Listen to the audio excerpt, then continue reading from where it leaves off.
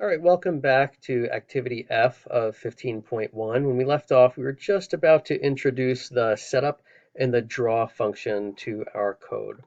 So let's start with the setup, and specifically that's going to be underneath where we've declared these variables, because these variables we want them to work no matter where we are in our code. So we're going to set that canvas size one time in setup.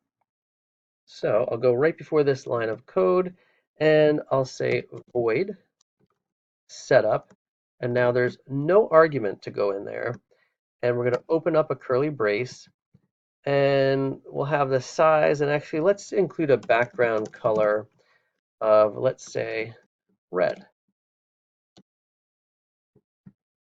And that's everything that we want in this setup. So now I'm going to close it with a curly brace. Now, one thing that can help just clarity and seeing things is hitting Control T on a PC or Command T on a Mac. And you'll notice that it's tabbed everything out appropriately so I can see what's contained within my setup.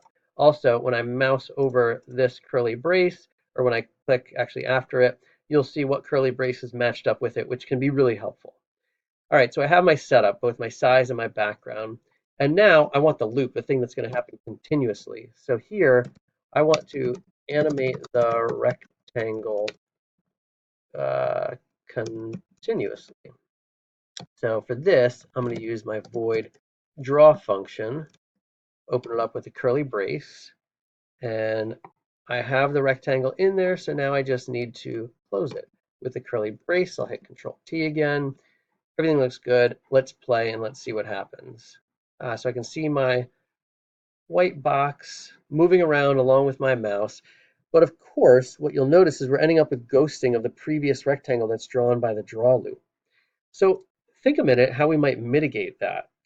In other words, we want the canvas background to be redrawn continually. Where then should that background line of code be included on our program? If you were thinking the draw loop, you're correct. So let's do that. Let's move this whole line of code into our draw loop. And now let's run it. So now my box is following my mouse and it's not ghosting.